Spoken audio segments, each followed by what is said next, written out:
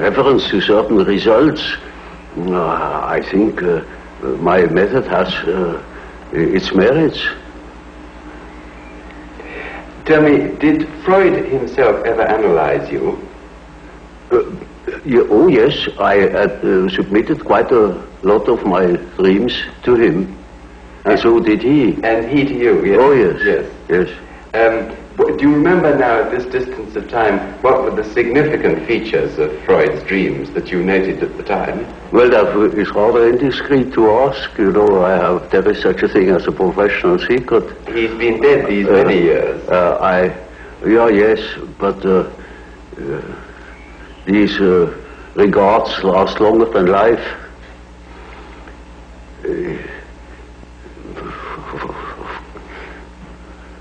I prefer not to talk about it. Well, may I ask you something else then, which perhaps is also indiscreet? Is it true that you have a very large number of letters which you exchanged with Freud, which are still unpublished? Yes. When are they going to be published? Well, not during my lifetime. You would have no objection to them being published after your life? Oh, no, not at all. Because they are probably of great historical importance. I don't think so. Then why have you not published them so far? Because they were not important to me enough. I see no particular importance in them. They are concerned with personal matters? Well, partially. But I wouldn't care to publish them. Well, now, can we move on to the time when you did eventually part company with Freud? It was partly, I think, with the publication of your book, The Psychology of the Unconscious. Is that correct? That was the real cause.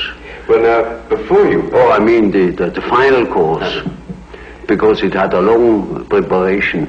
You know, from the beginning I had a reservatio mentalis. I couldn't agree with quite a number of his ideas. Which ones in particular? Well, chiefly his purely personal approach and his disregard of the historical conditions of man. You see, we depend largely upon our history. We are shaped through education, through the influence of the parents, which are by no means always personal. They were prejudiced or they were influenced by historical ideas or what I call dominance. And that is a most decisive factor in psychology. And we are not of today or of yesterday. We are of an immense age. Was it not partly your observation, your clinical observation of psychotic cases, which led you to differ from Freud on this?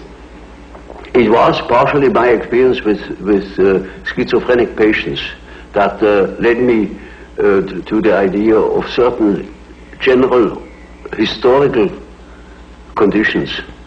Is there any one case that you can now look back on and feel that perhaps it was the turning point of your thought? Oh yes, I made quite a number of experiences of that sort, and I went even to Washington to study Negroes at the psychiatric clinic there in order to find out whether they have the same type of dreams as we have. And these experiences and others led me then to the hypothesis that there is an impersonal stratum in our psyche. And I can tell you an example. We had a patient in the ward. He was quiet but completely dissociated, schizophrenic. And he was in the clinic already for over 20 years. He had come into the clinic, as a matter of fact, being a young man, a little clerk, and did no particular education. And once I came to the ward, and he was obviously excited and called to me, took me by the lapel of my coat and led me to the window and said, "Doctor, now Now you must see. Now look at it. Look up at the sun and see how it moves. You see, you must move your head too, like this, and then you will see the follows of the sun. And, you know, that's the origin of the wind. And you see how the sun moves as you move your head from one side to the other. Now, of course, I didn't understand it at all. I thought, there he was, he's just crazy. But that case remained in my mind.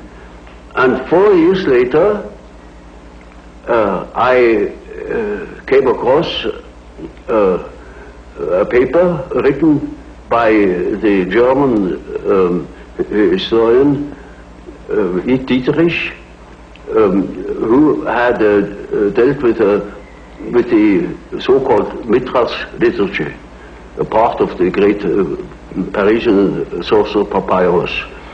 And there he produced a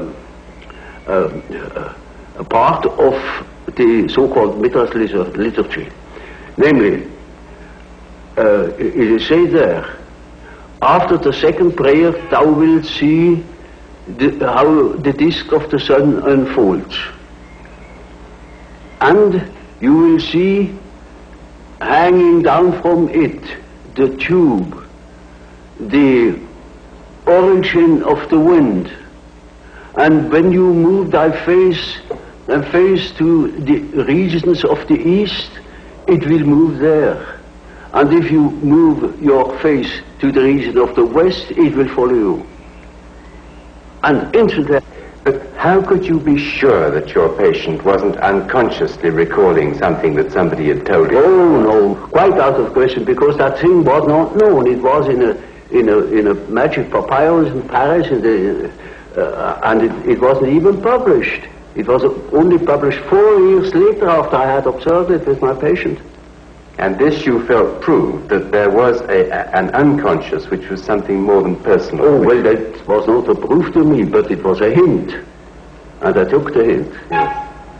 Now, tell me, how did you first decide to start your work on the psychological types? Was that also as a result of some particular clinical experience? Less so. It was a very personal reason. Namely, to do justice to the psychology of Freud, also to that of Adler, and to find my own bearings.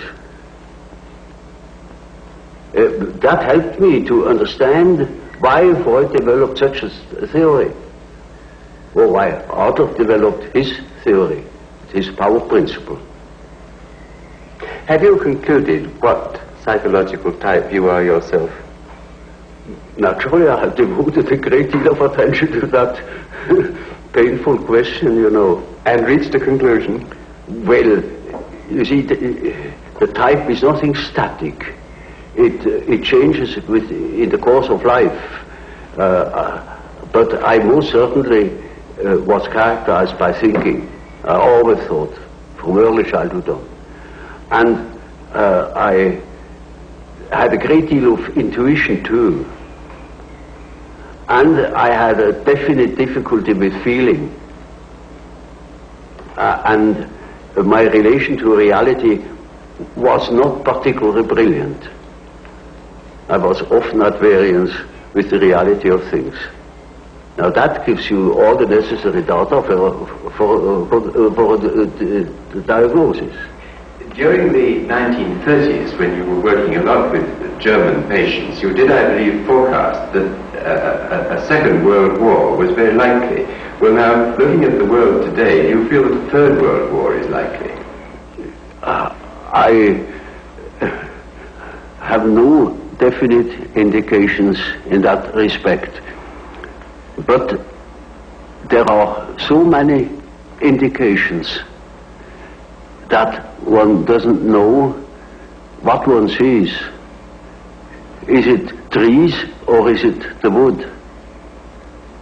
It's very difficult to say because the dreams of people's dreams